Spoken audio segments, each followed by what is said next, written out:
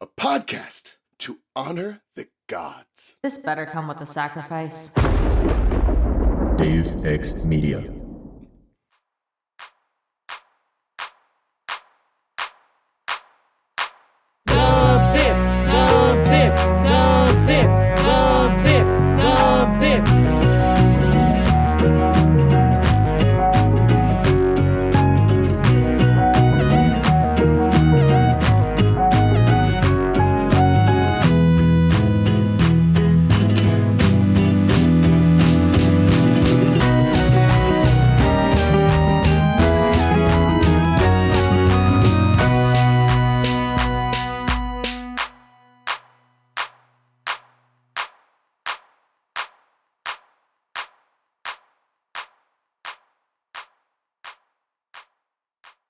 Welcome to the Bits, hosted by your favorite jam buds, Robert. And Charlie. Hey, Charlie, so, I have this jam, my bud. You want to have some jam with me? I would love to have some jam with you. You are, in fact, my jam bud. Yeah, but you know who else we're also jam buds with and should invite to have jam with us? Is it Raye? Should we invite Raye? Yeah, Raye, and you know what? They're right here. Oh my god, it's Raye! Yeah, that's me. I could be a jam bud. I've made some jams in my time. Y'all, it's our little guy right here, right now. Can't believe it. The singular little guy. I love how a few days ago, a week ago, time is irrelevant anymore. There was a section of the Discord that was like, everyone tag your favorite little guy in honor of Raye. Just a random Tuesday. Yeah, it was Ethan who said those. Yeah. There are worse things that could be my reputation. I have worse reputations on our podcasts, actually. You do. Hey, remember the gay sex in church Gay views? sex in the church. Yes, we can't have a recording with Raye without bringing that up. I'm dying from this fucking omelet, dude. Jesus. You know how Popeye eats his spinach and he gets stronger? I eat spinach and I start to fucking die, apparently. Oops. Opposite Anyways, powers. Today we're looking at Season 2, Episode 6, Sworn to the Sword, which is an episode that came out on June 15th, 2015. Hey, Raye, you wanted to be on this episode. Would you like to, as well as reminding the lovely listeners what you do on the internet, your pronouns, all that good jazz, why you chose this episode? Okay, I'm Raye Raphael. Pronouns are what the fuck ever you want, babe. Little guy. I do another podcast with Charlie. We read Rick Riordan's books. It's kind of fun sometimes. Yeah, we used to be able to say, hey, we read Percy Jackson, but now we're not even talking about that. So like Well, you did read Percy Jackson. You just are no longer reading it. You're reading the Kane Chronicles right now. Now we're on our Egyptian shit, okay? Yeah. We're on that magician shit. So yeah, Sworn to the Sword. This episode fucks me up emotionally a little bit. I'm literally obsessed with the song in this one. The whole segment, I think, is like a masterpiece of storytelling. So yeah, that's why. Also, love Connie. Also, I think there's just something very LGBT about Pearl in this episode. What? There's always something LGBT about Pearl. Is Pearl a lesbian? A gay? A homosexual? Pearl is a space rock. Yeah, that's true. That's true. That likes some thick and pink-haired. This is absolutely true. So, before we start, hey, Charlie, did the postman bring us any posts? Did the mailman do the mail stuff? Hey, Mr. Postman, bring me a post. Bring me the post I love the most. Oh shit, folks, they only sing that when we actually have mail. Holy shit, hello. We have mail. We have a post. We got an email. Can you believe it? I can't. I think that's like 2 episodes in a row. Or no, wait. There was an episode in the middle where we didn't have one. It's fine. We got a post. We got an email. I love the title of it. Everybody should just email them. The title should always be post from now on, because we've gotten 2 in a row like this. It's post ! This is Dekenna, and yeah. Thanks It's to from Dekenna. our biggest fan, obviously. It says, "Hey, Robert and Charles. I'm going a few episodes out from where the pod is at because I know y'all are often ahead. So great. I noticed this email like last night. So like great timing. So Sworn to the Sword brings in one of my favorite character arcs of the show, and that's Connie being a badass sword fighter, but also her having to learn to relate to her new life, to her how to relearn how I can't It's okay. Take your talk. time. I just Take need your you to time, know Charlie. this. But also her having to learn how to relate her new life to her family. I love how the show does this storyline, showing that humans can also be powerful and impactful, even though they aren't gems. I definitely feel like the home world messes up several times by underestimating their abilities. I also relate to Connie and trying to figure out what to tell her parents. First, she's a child and shouldn't be keeping things like this from her parents because of logic reasons, but it's a cartoon. So if what she was hiding wasn't, actual fighting and danger, but just a new obsession, I can relate to the desire to keep that to yourself and thinking others won't understand you or will try to take away your enjoyment of it. Well, that's it. I hope you enjoyed your post, Takena. Damn. This, Let's love. Yeah. I also think that there's something like deeply relatable and tragic about Connie and her parents' relationship. I think about the moment in Nightmare Hospital specifically, or I think that's what it's called, mm-hmm. a lot, where she Spot reveals on. that she didn't need her glasses this whole time. Like specifically that is such a different secret somehow to me from like the rest of the magic and the sword fighting and the actual dangerous stuff. It's something about herself. There's something a little LGBT about it. I'll come out and say that also. You know, when you have to hide something about yourself from your parents because you don't think that they'd understand it. Yeah, that's definitely the vibe. But also, like, how in that episode, she's just like, Mom, you didn't even notice that I wasn't wearing, like, Yeah. lenses in my glasses. Ray, should we And, pencil you in for Nightmare Hospital? I mean, if you want to. I was gonna put Josh on that episode because, Oh, yeah. The horrors. just because it's a horror episode. But, Listen, like, we've had a foursome once. We could do it again. we could try. We could absolutely try to do that. There's so many good episodes coming up, though. Like, I could be on anything. This show's so fucking good, guys. You ever think about that? Has Steven Universe is, like, pretty good? No, which is why we started a podcast about it. We're actually talking about how bad Steven Universe is. Oh, Yeah, damn. the worst Wow, show I ever, really misunderstood obviously. the point of this God, one. I hate this show about the gay space rock. That's terrible. Yeah, obviously. Another non sequitur. Do you guys ever think about how Gem Society is almost exactly like Transformers Society? And it's just. That is not the first time I've heard that today. What? You're gonna have to There's a- explain yourself. There's a YouTube video that was recommended in my subscription in my feed or whatever that had something similar, and like I'll look it up and I'll link it to you guys later. But Oh, good. it was like a 20-something minute video about this person being like, yeah, Transformers and the Crystal Gems are sort of the same thing. There was also another video I watched today that talked about the Flash. So that was where my ADHD went today while I was at work. Good job, ADHD. We stand. Hey, so on another non sequitur, hey, you guys ever think about death? You guys ever think about death and stuff? What I think we are Sex Bomb. We're here to make you get sad and think about death and stuff. Death and stuff. All the references. All the references. Look, I didn't want to be a half-blood. No way.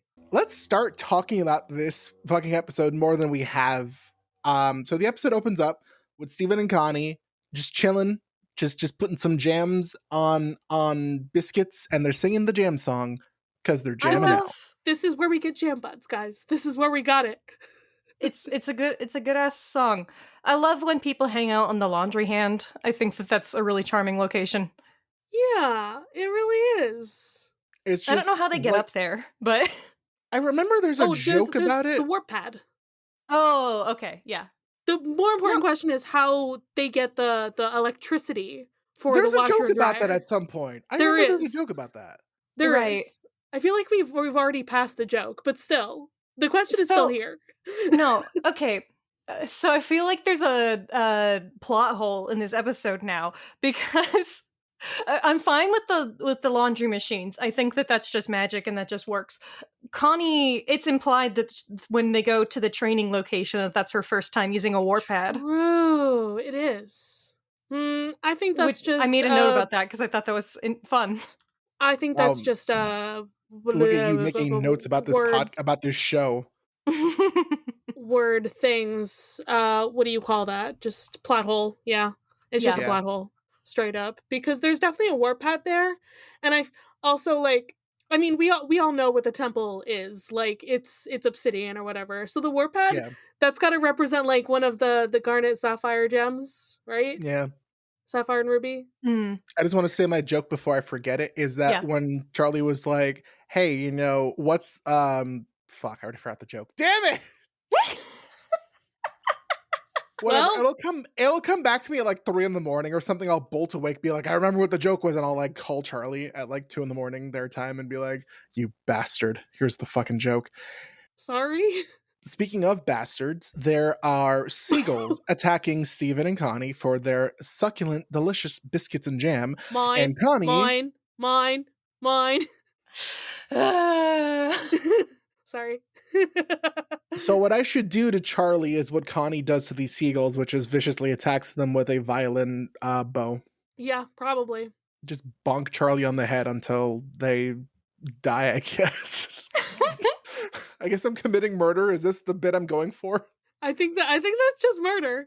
In fact. Yeah. Rip. Committing murder live on the podcast.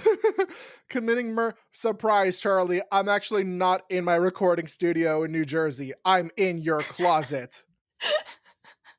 Coming next on Only Murders in the Podcast. Do you think this is going to hold up in court, guys? No, I'm pretty sure. I have no idea how to continue this fucking bit. Let's just keep talking about the episode. So Steven is like, "Hey, you are a good sword fighter." And Connie's like, "No, I'm not. I've never received training." So then Steven is like, "Hey, you know who can train you? Pearl. Hey, Pearl, Connie can sword fight. Teach her how to sword fight good." Yeah, and Connie's blushing this whole time as Steven's like, "Oh my god, she's so cool. Like, she did this thing with the seagulls just now. Like, you should teach her how to fight. Like, you tried to teach me that one time. It was traumatic. We don't talk about it."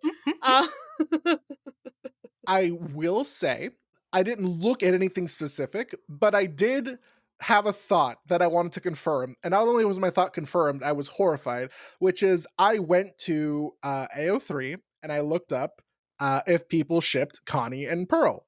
Yes, they do, and I hate it. Yes, they do. They do. I've seen fan art when I was looking for fan art of other things, and I was really not into it.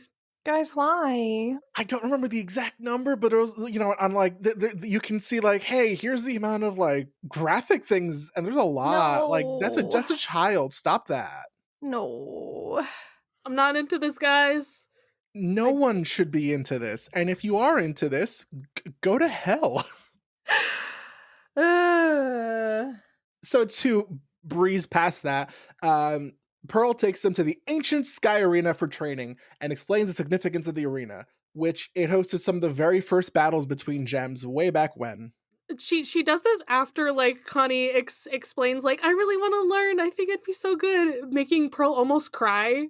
Which, so like, I also made a note about her little speech there, because what she says is like, this is my planet too, and I want to help protect it, and like I want to be there for Steven. And like I think that's the moment that Pearl starts like projecting onto Connie, because she really relates to that. Which has both good and bad consequences. Also, this is when we get some really good looks at like the diamond logo, which I don't. Have we seen the full like 4 diamond logo in previous episodes so far? Have, if I recall correctly, it was in that like weird upside down temple that the gems destroyed. Maybe. I'm just like, we see it like several times in this episode on the Sky Arena. Which we've been to the Sky Arena before, but if I recall it, no, that like the trivia in that episode was like, while it looks like the Diamond Authority symbol, it actually is probably just a bunch of random diamonds together. And it's like, shut the fuck up. Stop ruining my fun. Close enough, guys. So to go back to, I kind of forgot until Connie had the reaction to the warping, like how separated she was from gem shit until this episode. Like this really is like the start of her whole character arc. It's really interesting, how much changes for her after this. Yeah, before they were just buddies. Before this, they had the bubble experience. They had that gem that followed them to Dogcopter experience. I guess Connie was there when Lapis sucked up all the water on Earth. Yeah, like she's been around, but she has about as much involvement as Greg has. Right. Like, you know?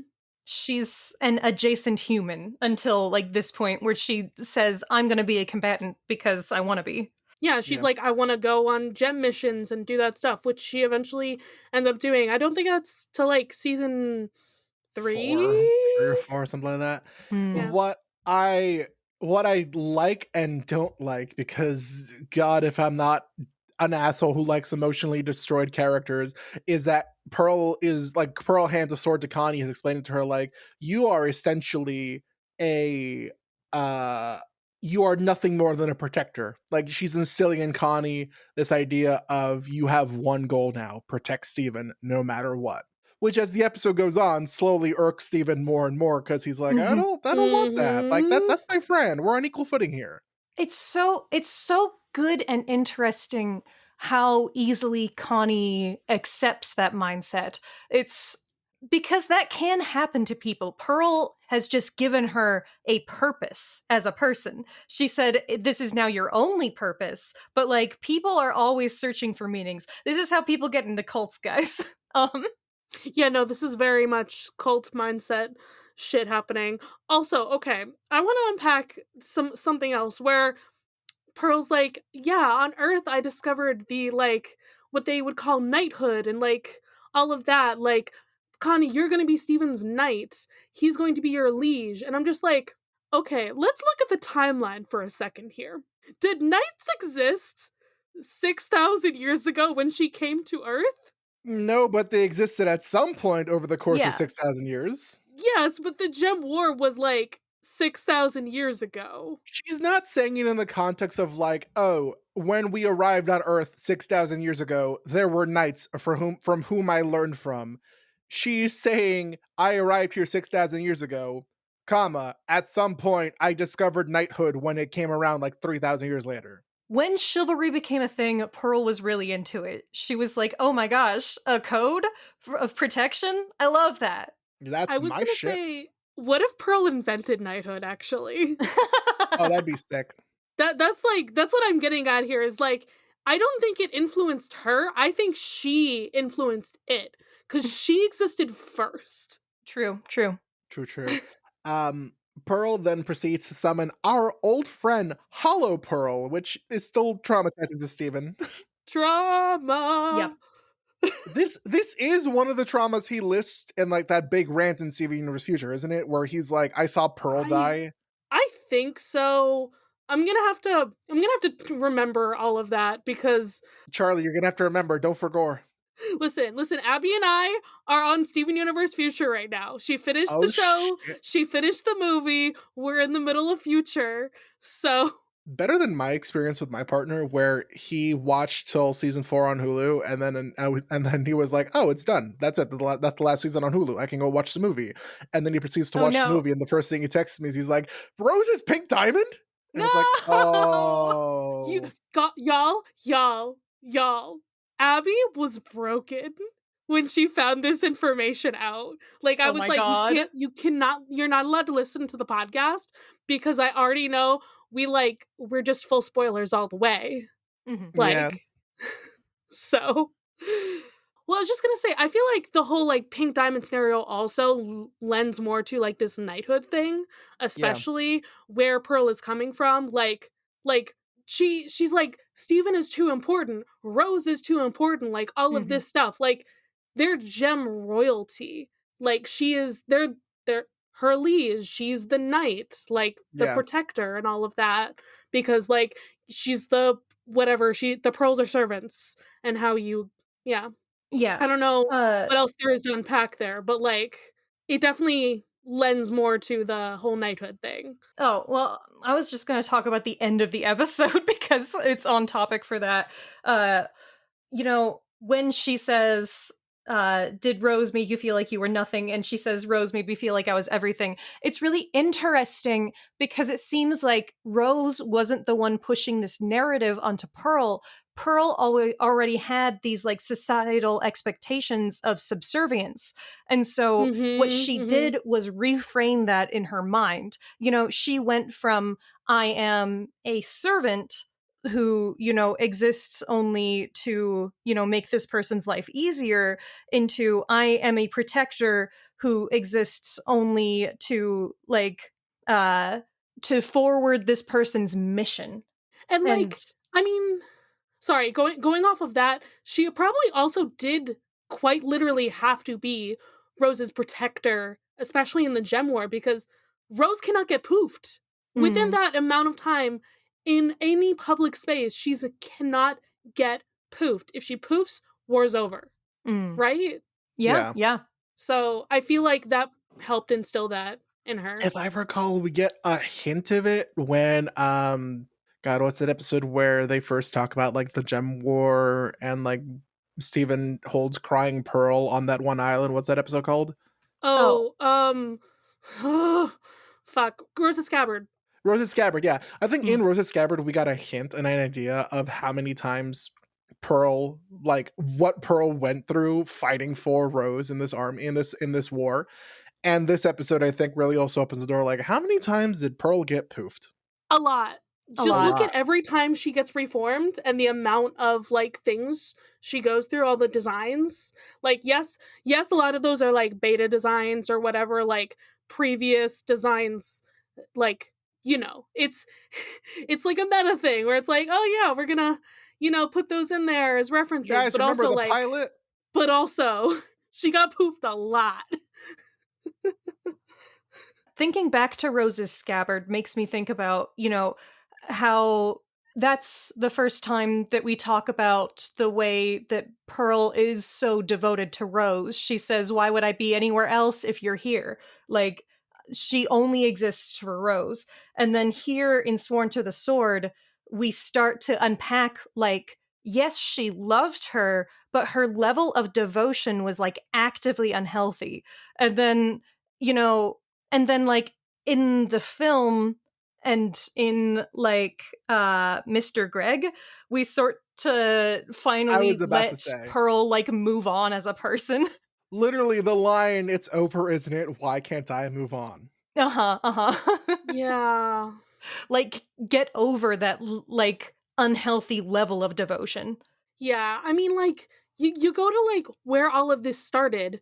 She's a pearl. She's created to serve a being. So she's the replacement pearl for Pink Diamond. And then they go to Earth. They have this whole thing. And then like later we're going to see the episode where they have this whole like whirlwind tour of Earth and everything. And like Rose wants to like change and like free Pearl and free all of the other gems. So it's like Pearl's along for the ride at that point. Like she's rebelling because it's what Rose wants. But also she's rebelling because like she wants to be free, but also it's because it's what Rose wants. Yeah. It is really interesting going on there, because she is so invested as a person in like the ideals of the crystal gems. Like, you can tell that she thinks that it's beautiful and inspiring, the way that she talks about it in episodes like Rose's Scabbard. But when you break it down, it really was about Rose for Pearl. Yeah, it wasn't like I will fight in the name of Rose Quartz. And like, everything that she believes in. Like Garnet and Amethyst, like Garnet just wants to be herself and love like herself. Amethyst, this is her home. And Pearl's just here because of Rose. Yep. Like, if it had been a different Pearl, maybe it would have still happened. maybe it wouldn't have. Unclear. Well, it's according to their backstory episode, you know, I mean, all of this technically, happened because of Pearl, you know? Pearl did have the idea that she could shapeshift and just show up. Pearl is the one who brought her down to earth and swept her off her feet, I think is the line from Stephen. Yeah, true. She wasn't trying to, but she did. And then we get the reason this episode's probably very iconic for all three of us is Yeah. do it for her. You do it for her, that is to say, you do You'll it do for it him. for him. What a masterpiece of writing and visual storytelling. Everything in this song is so fucking good. Like, this episode does not function without this song. Like, No. it's the crux of the whole thing. I think for me, like the biggest scene out of this little musical montage, there's two scenes. A, when Connie is like, you know, like on the ground, like hurt, whatever. Pearl wraps her up and she's like, okay, come on, back up, let's go. And the other is when the song goes to like on the battlefield when everything is chaos, and she's like showing snippets of what the war looked like from her perspective, and like her running to like be at Pearl's side, to be at Rose's side no matter what. And it leaves Stephen and Connie in tears. Mm. Yeah. Well, see, I can't tell if you're interpreting that as like upset tears, because I've always interpreted that as inspired tears. Oh Like, yeah, no. yeah, It's yeah, okay. inspired Yeah. tears. It's this is what a well-trained soldier looks like kind of vibes. Mm-hmm. But then, It's like, Stephen who's crying, and he's definitely like, "Oh, can't believe you Yeah. do that for her." because you know, and it's beautiful, and then like in the second verse you start to like get these creep ins of like this horribly unhealthy mindset that she is like bringing Connie into, and my gosh, the transition is just Like- so tasty. Like deep down, you know you weren't built for fighting, but that doesn't mean you're not prepared to try. Like especially like, I mean, Pearl wasn't built for fighting. Like, Mhm. huh? And then she Yeah. like she does. And then Connie, but also okay, like you can see like the like there's literally like the frames of how like Connie's doing the singing, and then Pearl's just like, yes, excellent. Like every time it goes back to Pearl, you can only see like so much of her face in profile, but it's like down, like nose downward on her face, so you can't see what her eyes are doing. When she's like, with my short existence, I can make a difference. Like she's getting more exciting. She's getting more excited, while Steven, who's hearing this, is getting more worried. Yeah. Yeah. Like we started off so good. Like Steven goes like every time with them. He brings her like a little shake or whatever. Like Got to get that and protein in. Woo. he gives them like orange slices and juice. Like he's trying to be helpful. And then it's getting terrifying. Like Connie starts wearing her special like little outfit for the episode. And like does her little braid. And yeah. I love the outfit. It's so good. Yeah, So then it gets the more montage menacing. ends. So then the montage ends, and in the beach house, Steven is talking to Connie about, hey, this is a little fucked up, my guy. Sorry, what's the book that he's trying to read? I can't remember, but it's like one of my favorite bits of the episode. I think I was How to taking a Talk to note when it showed People. up.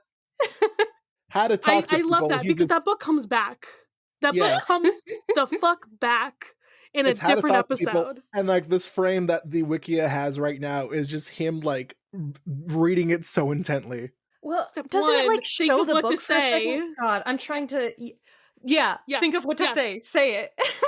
Yeah, that's it. That's the entirety of the book. That's all that matters. Like I fucking love that. That's such a good bit. Yeah. Listen, I think future Steven needs to bring that book back. I don't Think think of he what ever, to say. Say it. I It's don't just think it's great Steven- advice. Well, listen, it's great advice if what you're trying to say is like good, if you care about the person. If you're like in your brain being like, how do I say slurs? Like, don't do that. yeah, maybe don't. You Maybe know, don't it do is that. really interesting because we think of Steven as like the speech guy, like the guy who can convince anyone of anything. But honestly, he's conflict avoidant. Like, he doesn't want to bring up uncomfortable topics No. generally. No, he really doesn't want just to. wants everyone to be friends. Yeah, he wants everyone to get along. This is another reason why I relate to Steven. We're both conflict averse. Yeah, big Yeah. mood. But he finally like sits down and tries to talk to Connie, and Connie doesn't want to listen. So Amethyst and Garnet like leave Amethyst's room, and they're like, "Hey, They're what's going barely on?" in this episode, but Amethyst and Garnet are so delightful. We love them. And Garnet is like, "Yeah, I understand that you feel like really upset about this. Hey, did you know that Pearl sacrificed herself a lot for Rose during the war? It was so unhealthy." And that concerns Steven more. So I love that one of these like times that Pearl gets poofed, it's the same scene that she showed us in the flashback. But like instead of her like, you know, the implication in her flashback is that she like parried the thing. And but you don't actually see that happen, I don't think. Like I don't Thrust. remember. Parry, whatever. parry, thrust. So seeing that in reality she got poofed in that situation, and then like seeing Connie go into that situation and having it just cut off, knowing that like she doesn't get poofed, there's gonna be blood and guts if that happens. Like it's so good, so visually effective. Yeah, not great. Not great. Yeah. So Steven goes up to the Sky Arena, and we're in intense training mode at this point. What the fuck is Pearl? Does what is this power that she has where she makes the clouds go and everything? How much time has passed that she's able to take on 4 Hollow Pearl? Well, she can't really take them on, but she's fighting 4 Hollow Pearls. I always have wondered like how long the time skip in this episode is supposed to be. Maybe Connie's just that good. You don't know. We just needed that line of Pearl to be like, "Wow, we've been doing this since yesterday, and you're already fighting 4 Hollow Pearls." I think that it's better that they did like leave it ambiguous, because then none of us can make fun of them for whatever the time period's supposed to be. It's sort of like the time skip in Beauty and the Beast. Like that helps add to a lot of the atmosphere and the character that we don't Right. exactly know how long this has been going on, but it's been going on for long enough. Because they do that shit in Avatar, where Sokka's master's training is like 1 day, and you're like, Yeah. what's he supposed to have learned, guys? He learned how to make a sword. It was at least 2 days because there was a transition into night when Sokka made his meteor sword. It was true. Yeah. It was 2 days. At There least. you go. Good for you, Sokka. Good Oh. for Sokka. Oh, so the Hollow Pearl shows up and is like unregistered combatant and immediately tries to stab Steven. Hey, Pearl. Okay, Pearl. these things are fucking they're calibrated to gems, is what I'm gonna say. They need some safety features if you're gonna use them with humans. Like, please, for the love of God, Pearl. Can you not program in like some limits on these fucking things? Training mode, please. That isn't just like Please. Parry, thrust. They should not be able to stab a child, like, at there all. are levels. There are levels. There's parry, like level 1 is just No, parry, thrust. That's what I'm saying. They should not be able to stab a human child. They should be programmed to not do that. Listen, it was in the song. Keep your stance wide. Keep your keep your stance wide. Keep your body lowered. As you're moving forward, keep your eyes on me. It was in the song. If Connie didn't fucking listen, then if she gets stabbed, it's on her.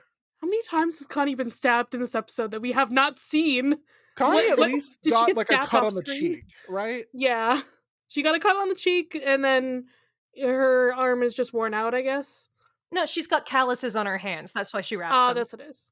So yeah, Steven is like, Connie and I are gonna fight together now, and Pearl's like, no the fuck you're not. And then Steven and Connie fight Pearl together and win. Okay. This is the other thing I really wanted to say about this episode, is that Connie becoming a swordswoman and Steven being a shield user, and them being like two halves of the same whole, and what that says about Stevani is like makes my brain explode. It's so fucking good. I remember the impact this scene and this episode had on the fandom when they're like, wait a minute, he's the sword, he's the shield, she's the sword, then they can fuse into a people. they'll be shield and sword people. And then that's what happens in the show? Fantastic. Stupendous. Amazing.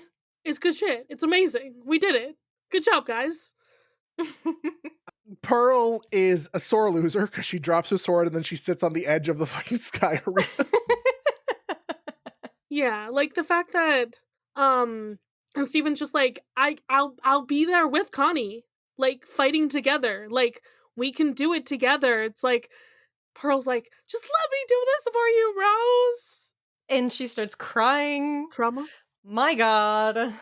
Yeah, and this is where we get the Rose feeling like you're nothing, but she doesn't feel like she's nothing. I love the way that Connie says that. Like, did Rose make you feel like you were nothing? Like so concerned for her. Like, yeah. Yeah. And then the star goes out on the sword. And that's how the episode ends. Wow. Holy shit. Hey, Charlie. Hey, Robert. I think it's time to go to the Crystal Temple for some Crystal Temple trivia. Pearl is revealed to have nephalokinesis, as she is able to control the fog around her surroundings during the final time Connie duels with Hollow Pearls. Hey, guess what? I couldn't really pronounce it, but I know where this word comes from. Oh yeah. Nephilim. This in case you missed it. But there's a nymph named Nephili, I think, who's like literally like a cloud nymph, and like that's the only named cloud nymph. Isn't she the one who dates Coach Hedge? No. No, okay. No, this one is not mentioned in the series. This is the one who her and she looks like a Hera. She is molded to look like Hera. This bitch. Yes, I know. Her and a dude end up fucking, and then they have all the centaurs. Yes. I know who this is now. But yeah, she's just a cloud nymph. That's where it comes from. This episode was hinted in the promo art with a drawing of Connie's head. Like how the first Steven Bomb started, Steven Bomb 2.0 starts off with this episode that also involves Pearl and Rose Quartz's relationship and a sword. A sword. Yeah. Yeah. Yeah. It is the first episode in which Connie sings. She's got some low notes on her, that girl. Yeah. They were both, Jam Buds, that's an alto song. There are like two shows that I know of that have a full cast of actors who can also sing very well. One of them is Steven Universe, and the other one is American Dad. What? At least all the main actors in American Dad can sing, and they routinely do musical numbers in American Dad. Interesting. I did not know this about this show. Cool. In the Steven Bomb 2 promo art, there is a piece of paper that says, "Keep your stance wide," which is a line from the song, "Do It For Her." A symbol similar to that on the gem warship can be seen on the entrance and inside the Sky Arena. The only two differences being that the shapes that make up the symbols are triangles in the warship and diamonds in the arena, and that the pink shape is absent on the warship. Both symbols have shapes that contains the colors white, yellow, and blue in the same relative locations. The white shape is on top, while the other two are below the white one, so that the yellow shape is on the left of the symbol and the blue one is on the right.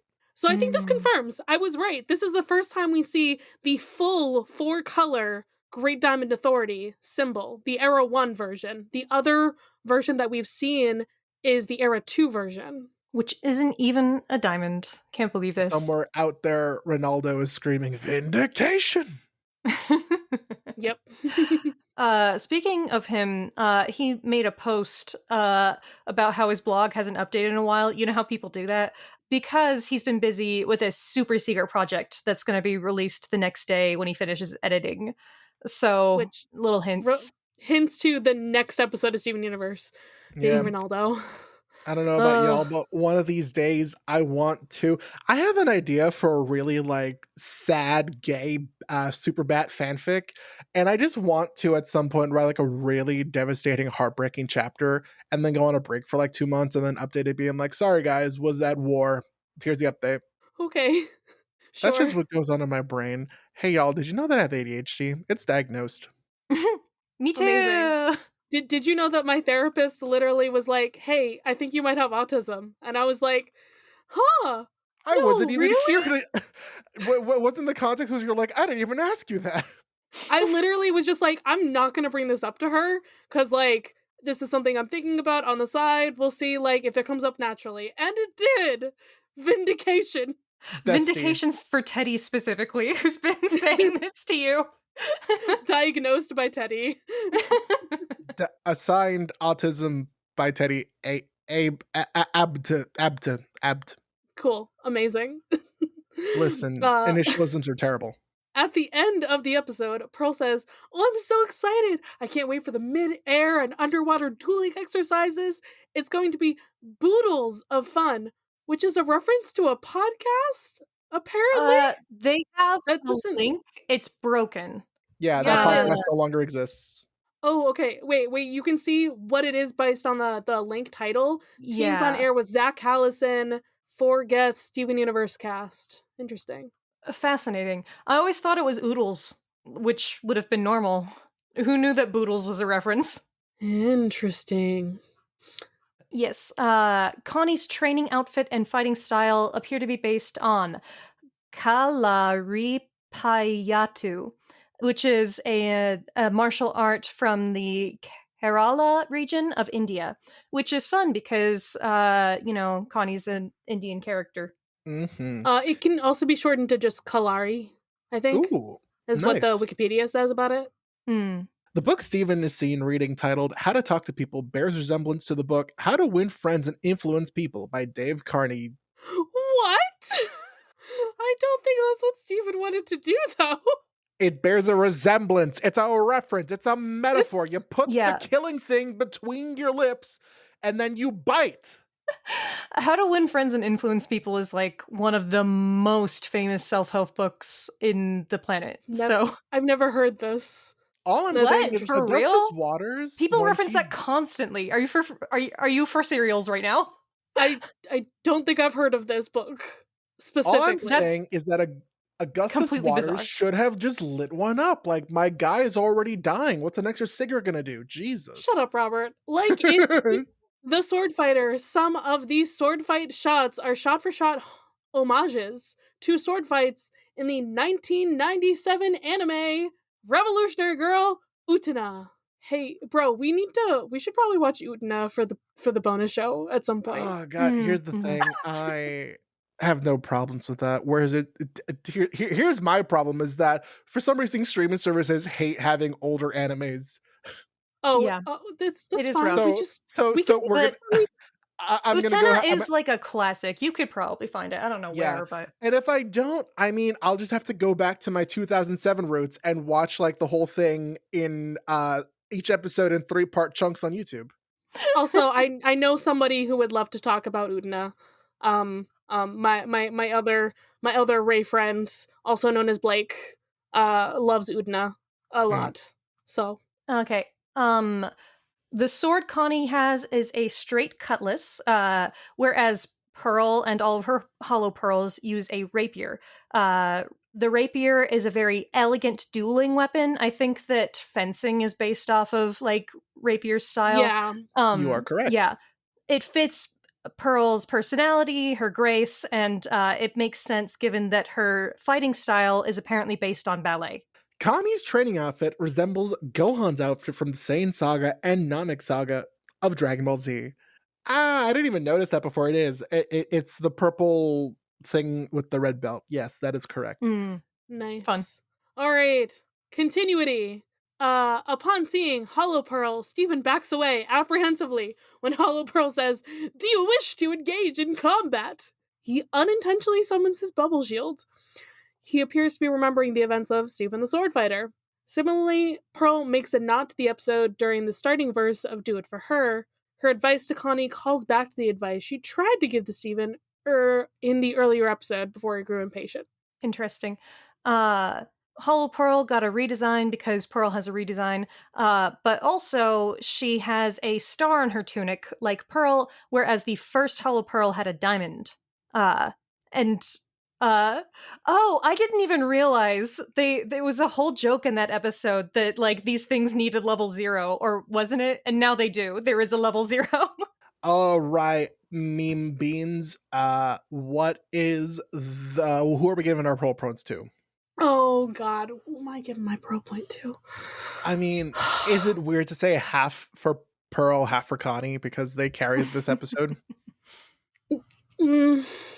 Be bisexual and indecisive. Split your points. Do it. I'm just like, do I want to give it to Pearl because she kind of traumatized some children in this episode. Yes, so, but also she is traumatized. So yeah, it's like, passing on the cycle, etc., etc. But you know what? Then I'm changing mine. I'm just giving it fully to Connie. I think Connie deserves it for just being a fucking badass sword fighter today. Connie does deserve it. I'll give mine to Steven because he was a very good friend this episode. He did his best. Yeah, he really did his best. Good job, boy. Good job. And now the question. Fuck. Okay. The question. Fuck. What is your favorite flavor of jam/jelly? Ah, shit. I love hold on, I'm gonna go get it. You guys talk. Is there why is gonna there go get all us a shit jam. there? Tell me. How are you supposed to pick a jam or jelly? They're so fucking good. I have always been obsessed with raspberry jelly. Yeah. That's such a solid choice. It's so good. I And had it's PB like and J special. sandwiches for Getting so a many raspberry years. is like decadent. Yeah, I love me some raspberry jelly. Yeah. I might also want to say raspberry, but I won't because you just did. So, last time that my friends and I had a cheese party, I baked some rustic rosemary breads, and we sliced those up, and we had fancy cheeses and fancy jams with that, and it was the tastiest fucking thing that's ever happened to me. And one of the jams was this very nice blueberry jam, so that's what I'll say is blueberry. I go to Trader Joe's for two things: their teriyaki chicken and this hot and sweet pepper jelly that I've tried once at my best friend's, like her mom was throwing a little party. This is like the best jelly I've ever tried. I love this so much. It's great. I didn't actually go to Trader Joe's until after moving here, and then Abby got me into it, and now I get the chocolate covered cherries. Yeah. So that's my obsession. Trader Joe's is just very good. Like, I don't know what to tell you. It's very good. I love Trader Joe's so very much, but I don't go. I'm more of an Aldi's bitch because I love cheap groceries. Yeah, that's fair. All right. Because I forgot to mention it at the top of the episode, but I wanted to mention, hey guys, I made a merch thing based on like the Jam Bud song from the episode. It's got the ukulele, it's got the violin, it's got the jam, it's got the biscuit. Yeah, you should go check it out in our merch store. Very nice. Get it. Hey, while we're at it, I also forgot to say this at the beginning of the episode. If you want me, Raye, and Charlie to be featured content creators at DashCon 2, when they start asking people to recommend content creators, you better put us at the top of that list, folks. And now, just so that they can list out their resume, so to speak, Raye, if you'd like to remind the audience, and more importantly, the DashCon 2 representatives who are listening, who you are and what you do, by all means, proceed to do so now. I'm some guy, and I'm on Of the Eldest Gods. It's a Rick Riordan podcast, and you could get all of us there for the price of one fandom, because that's how we literally met Robert. It's some serious bullshit. All this Percy Jackson Robert shit we were on, and their damn memes. Yeah, so check that bitch out, and yeah, get us to DashCon 2, and we'll it'll be a dream come true for real. It'll be a dream come true. But until then, if every podcast were perfect, we wouldn't have the bits. Bye. Bye.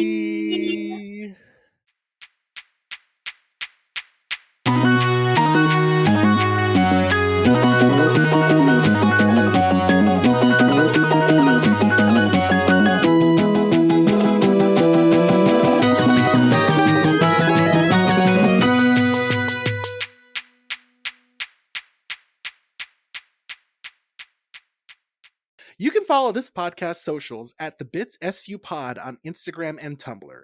You can send a message to our Diamond Line through thebitsupod@gmail.com. If you'd like to support us financially, join us at our Patreon, patreon.com/thebitsu. By becoming a patron, you can join the Deus Ex Media Discord server, where you'll be able to chat with us and other listeners about Steven Universe, or whatever else.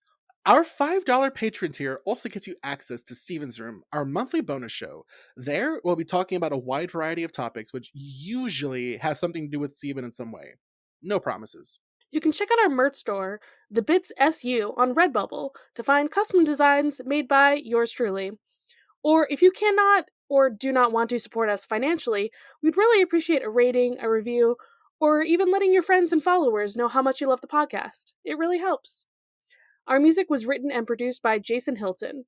You can find him at Negative Selections on Instagram. You can follow me, Charlie, at GreenPixie12 on most platforms. I also have an art Instagram at GreenPixieDraws. You can find me, Robert, at the Damn Meme Page on Instagram, Twitter, TikTok, and Blue Sky. If you want to have more from me, check out my YouTube channel, also called the Damn Meme Page, where I make videos mainly about Percy Jackson, but also sometimes other fun stuff. The Bits is proud to be a part of Deus Ex Media, which features great podcasts like Of the Eldest Gods, a chapter-by-chapter Rick Riordan pod with mythological context and no spoilers. Well, we finished the Percy Jackson series. Wait, what are we still doing here? And what is that music? Oh, you thought it was over, bro? We're just getting started. We are? Charlie, what's next for Of the Eldest Gods? Well, Raye, it's time for us to go into our Egyptian era. We're gonna start the Kane Chronicles. Oh, hell yeah! Wait, why do you have a glowing boomerang? Don't worry about it. It's just my Egyptian magic wand. Man, the Egyptian stuff isn't gonna be like the Greek stuff, is it? Not at all. But we'll still cover mythology as it comes up in each chapter. Are we gonna have cabins this season? Nah, the Kanes don't have cabins. So instead, I'm Charlie, following the path of Bast. And I'm Raye, following the path of Geb. Join us as we read The Red Pyramid, the first book of the Kane Chronicles, chapter by chapter. Welcome back to Of the Eldest Gods.